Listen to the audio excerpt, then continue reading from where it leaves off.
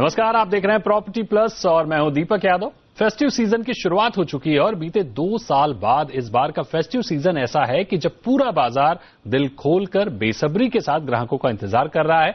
हर sector को इस festive season से तमाम उम्मीदें हैं।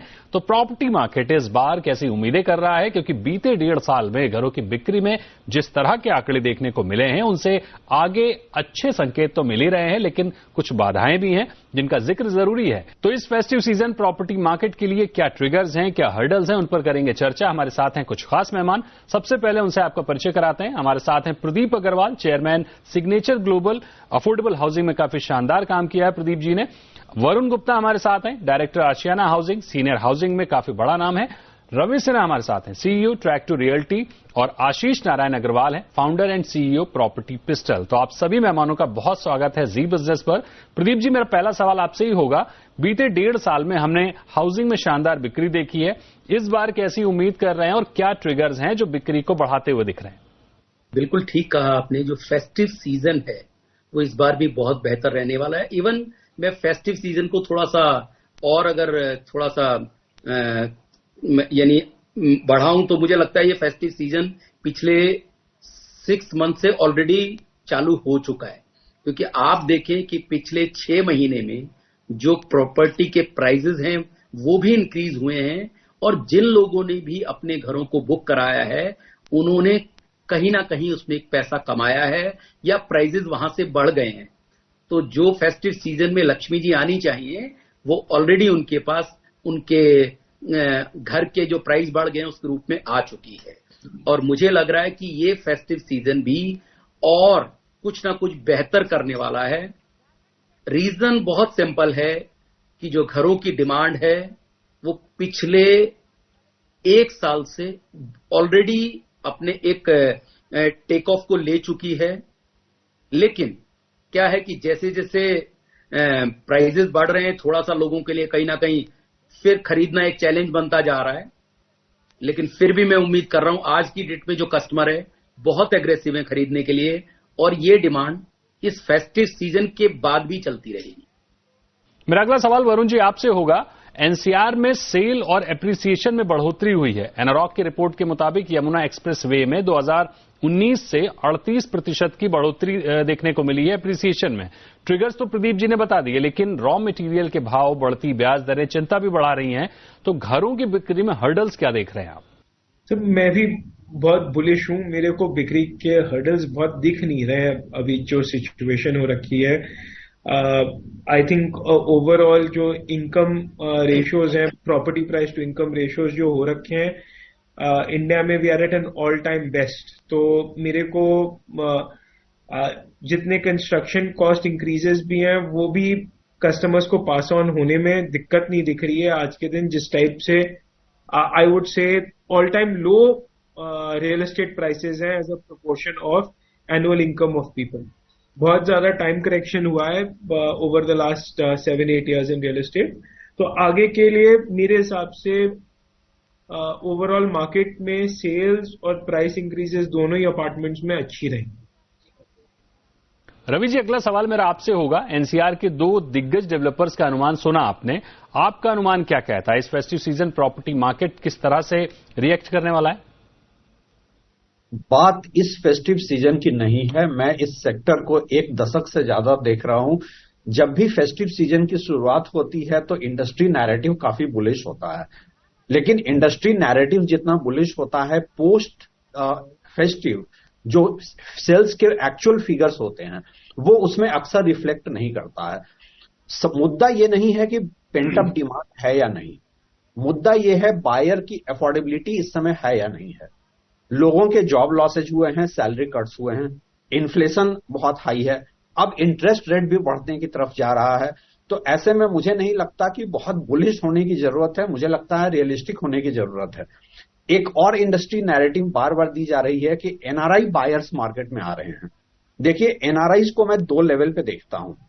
एक वर्किंग क्लास एनआरआई है जो paycheck to paycheck life lead कर रहा है, उसकी जॉब्स छूटी है, वो वापस आ रहा है। दूसरा एफ्लुएंट एनआरआई है।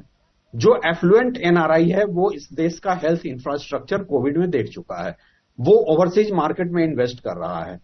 तो अगर हम पूरी तरह से ग्राउंड रियलिटी को देखें, स्टैटिस्टिक्स की मैं बात नहीं कर रहा हूं, क्योंकि इंडस्ट्री स्टैटिस्टिक्स जितने निकल कर आ रहे हैं वो इंडस्ट्री स्टेक होल्डर्स की तरफ से आ रहे हैं। जब हम ग्राउंड लेवल पर सर्वे करते हैं तो ज्यादातर बायर मुझे बहुत डिस्ट्रेस में दिखता है। सेकेंडरी मार्केट में एक सर्टेन लेवल पर डिस्ट्रेस सेल भी दिख रहा है। तो मुझे नहीं लगता कि इस फेस्टिव सीजन कोई बहुत बुलिश मार्केट ट्रेंड होगा। हाँ, अगर कुछ ऐसी पॉलिसीज आ जाएं जिससे कि बायर का थोड़ा सा जो फेंस सिटिंग बायर है उसको मार्केट में लाया जा सके तो शायद थोड़ा फर्क पड़ सकता है। मेरा अगला सवाल आशीष जी आपसे होगा। आप मुंबई, बेंगलुरु समेत पश्चिम भारत के प्रॉपर्टी मार्केट को बेहतर समझते हैं। आपको वेस्टर्न और साउथ जोन में इस फेस्टिव सीजन किस तरह की उम्मीदें दिख रही हैं? मैं एग्री करूंगा कि हाँ ठीक है, इंडस्ट्री से हम आ रहे हैं, उसमें कोई डाउट नहीं है। बट मैं आपसे फैक्ट्स और फिगर्स की बात करूंगा।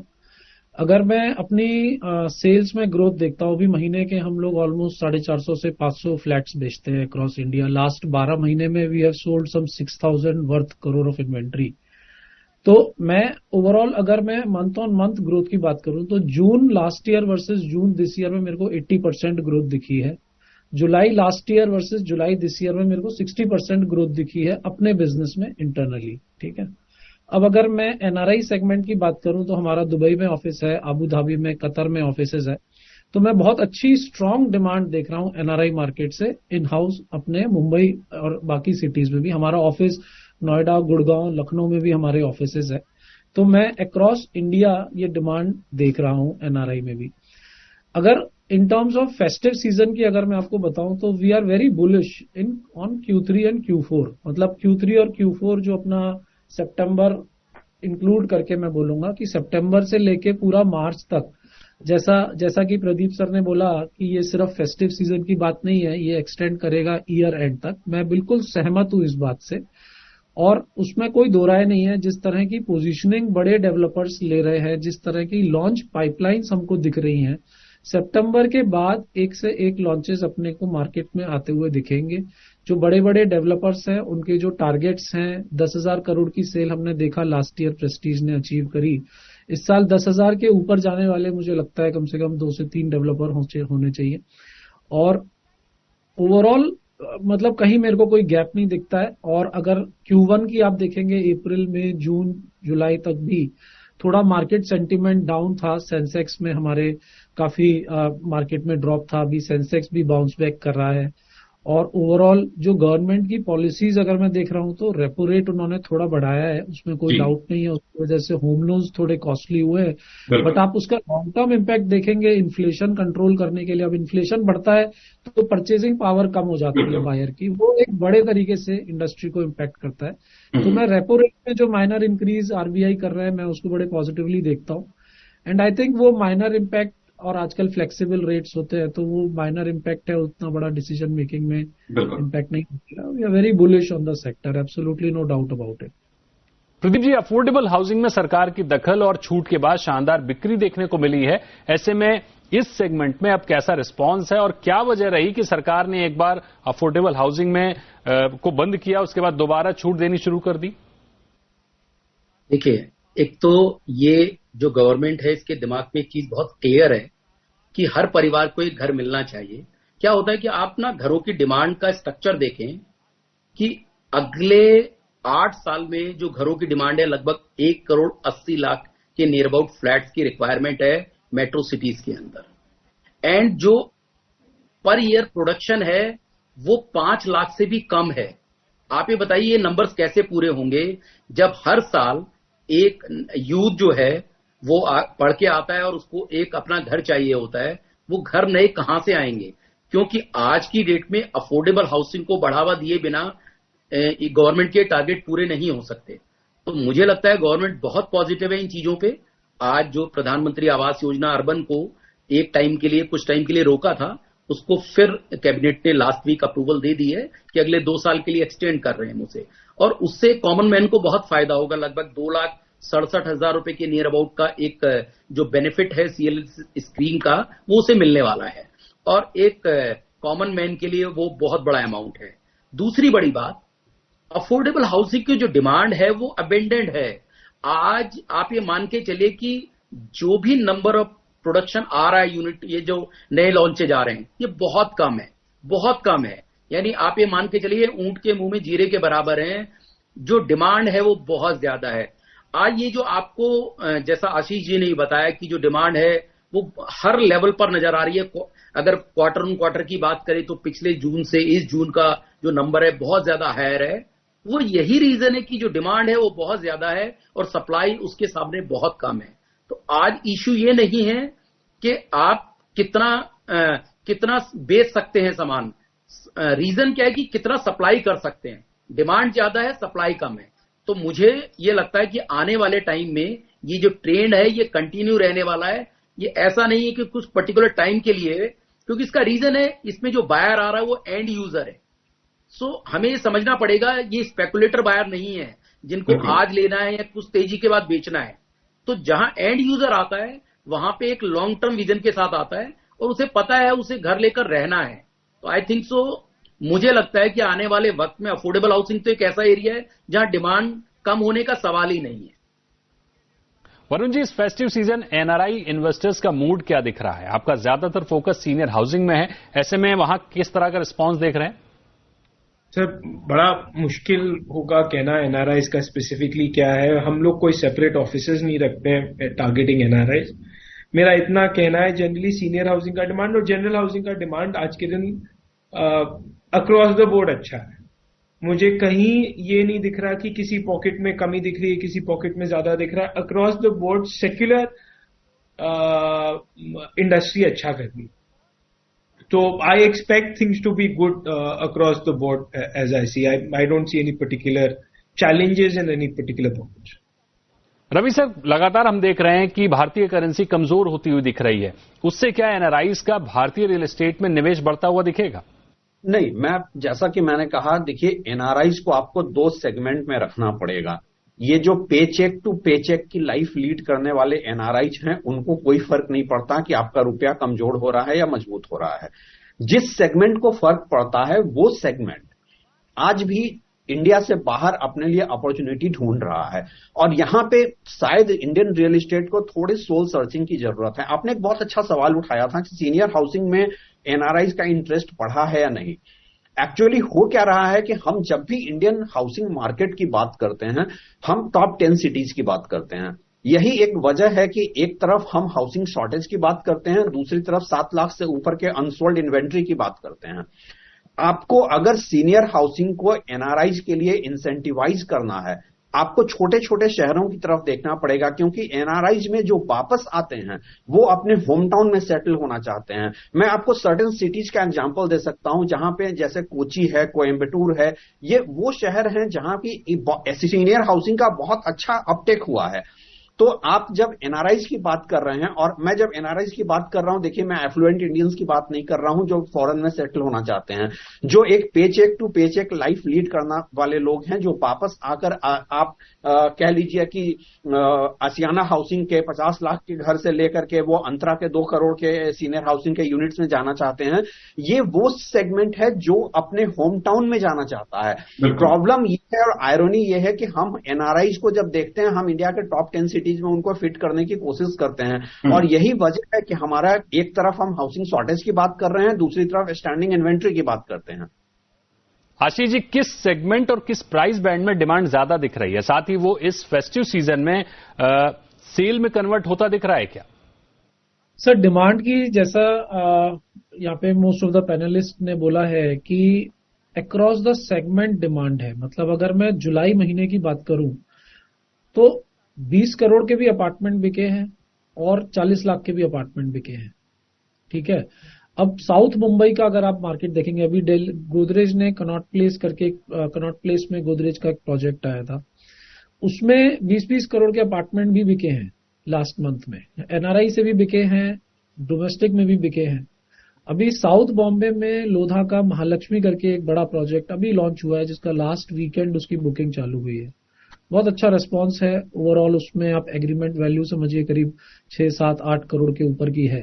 तो बड़े सेगमेंट में भी बहुत अच्छी डिमांड है और छोटे सेगमेंट में तो डिमांड कभी गई नहीं है। और ओवरऑल अगर हम बात करें तो एवरेज, अगर हमारा कंपनी का अगर मैं देख रहा हूं तो एवरेज हमारा एग्रीमेंट वैल्यू आ रहा है 90 लाख रुपीस का।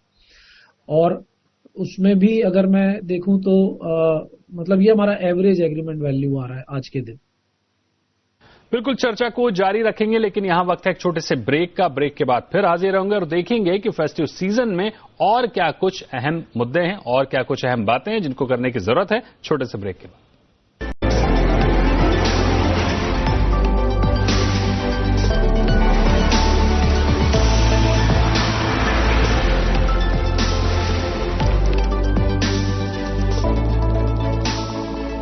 Welcome back. आप देख रहे हैं प्रॉपर्टी प्लस और आज प्रॉपर्टी प्लस में हम बात कर रहे हैं कि इस फेस्टिव सीजन घरों की बिक्री कैसी रहने वाली है, मार्केट का मूड कैसा है, सेंटिमेंट कैसा है, क्या ट्रिगर्स हैं और क्या हर्डल्स हैं, इस पर चर्चा जारी है। बढ़ते हैं अगले सवाल की ओर। Pradeep ji, housing for all कितना प्रतिशत सफल हुआ है और इसे पूरी तरह से सफल होने में क्या दिक्कतें आ रही हैं? देखिए, हाउसिंग फॉर ऑल एक ऐसी उम्मीद बनी है इस देश के अंदर। लोग इससे पहले खास करके ऐसे एरिया में जहां घरों की कीमत बहुत ज्यादा है, ऐसे एरिया में अगर सस्ते मकान चाहें तो पहले पॉसिबल ही नहीं था। तो मुझे लगता है हाउसिंग फॉर ऑल ने कम से कम ये उम्मीद जगाई कि ऐसे लोग भी शहरों में भी रह सकते हैं अफोर्डेबल घरों को लेके। अगर दिक्कतों की बात करें तो मुझे लगता है कि कुछ चीजें ऐसी हैं जो गवर्नमेंट आपके माध्यम से और भी जितने पैनल हैं उनके माध्यम से, ये मैं हमेशा कहता रहता हूं कि कॉमन मैन के लिए एक एक पाई की कीमत बहुत ज्यादा है। आज जो बड़े घर हैं उनके अंदर अगर कुछ पैसा ज्यादा जाता है तो शायद उनके लिए वो इतना ज्यादा मैटर नहीं करता। तो कुछ चीजें ऐसी हैं जिसके अंदर मुझे लगता है गवर्नमेंट को ध्यान देने की जरूरत है। खास करके स्टैम्प ड्यूटी, अफोर्डेबल हाउसिंग पर स्टैम्प ड्यूटी को गवर्नमेंट को अगर वो उनको किसी तरीके से ऑलमोस्ट निल कर सकें तो ये एक उनके लिए बहुत बड़ा रिलीफ होगा, जो अभी तक शायद इसकी तरफ गवर्नमेंट का ध्यान नहीं जा पाया है। दूसरी बात, जो इसके ऊपर अफोर्डेबल हाउसिंग में लगने वाले जो मटेरियल हैं और जो नॉर्मल जो हाउसिंग है उसमें लगने वाले मटेरियल है, उनकी जो जीएसटी है वो सेम रही है। तो मुझे लगता है जो मटेरियल के अंदर जो गैप है, क्योंकि जीएसटी बहुत ज्यादा है। आज अगर सीमेंट स्टील की बात करें तो स्टील पर लगभग 18% का जीएसटी लग रहा है और 28% सीमेंट पर हम जीएसटी पे कर रहे हैं। वो शायद मुझे लगता है बहुत ज्यादा है। तो कुछ ऐसे एरिया में काम करने की जरूरत है, क्योंकि बहुत सारे ऐसे लोग हैं इस देश में जिन्हें घरों की जरूरत है। और गवर्नमेंट ने एक बहुत अच्छा काम किया है कि जो उम्मीद जगाई है लोगों को, लगभग 1,20,00,000 के नियर अबाउट घर हैं जो उनके सैंक्शन हुए या उनको डिलीवर हुए हैं या अंडर प्रोसेस हैं। तो मुझे लगता है ये एक अच्छी उम्मीद है कि आने वाले वक्त में मुझे लग रहा है इसका एक फायदा भी होने वाला है कि एक कॉमन मैन अपने मकान में जा सके। प्रदीप जी, एक और सवाल मेरा आपसे ये होगा कि सिग्नेचर ग्लोबल क्या एक्सपेंशन प्लान कर रहा है, आगे की क्या कुछ तैयारियां हैं आपकी? देखिए, जैसा कि कंपनी फोकस्ड है अफोर्डेबल हाउसिंग को लेके और फ्यूचर में भी अगले 5 साल तक कंपनी का फोकस अफोर्डेबल हाउसिंग स्पेसिफिक में रहने वाला है। अगर आप कंपनी के ओवरऑल टिकट साइज की बात करें आज तक के एवरेज की, तो वो लगभग 30 लाख रुपए के नियर अबाउट का टोटल साइज होगा हमारा। और आज तक लगभग कंपनी 35,000 के नियर अबाउट फ्लैट लॉन्च कर चुकी है, जिसमें कोर अफोर्डेबल हाउसिंग जिसकी हम बात करें तो लगभग 24,000 से ज्यादा यूनिट लोगों को हमने 25 लाख रुपए या उसके सराउंडिंग में लोगों को दिए हैं। और आने वाले वक्त में भी फोकसली हम अफोर्डेबल हाउसिंग करने वाले हैं, ऐसा हम अज्यूम कर रहे हैं। क्योंकि इस दिल्ली एनसीआर में, वैसे तो पूरे भारतवर्ष में अफोर्डेबल हाउसिंग की डिमांड है, लेकिन दिल्ली एनसीआर में बहुत सारे एरिया ऐसे हैं जिनमें अफोर्डेबल हाउसिंग आने वाले वक्त में बन सकती है। तो सिग्नेचर ग्लोबल वहां एक बहुत बड़ी अपॉर्चुनिटी देख रही है। मुझे लगता है कि 2030 तक का जो रियल एस्टेट मार्केट है उसमें अफोर्डेबल हाउसिंग का एक बहुत बड़ा रोल रहने वाला है।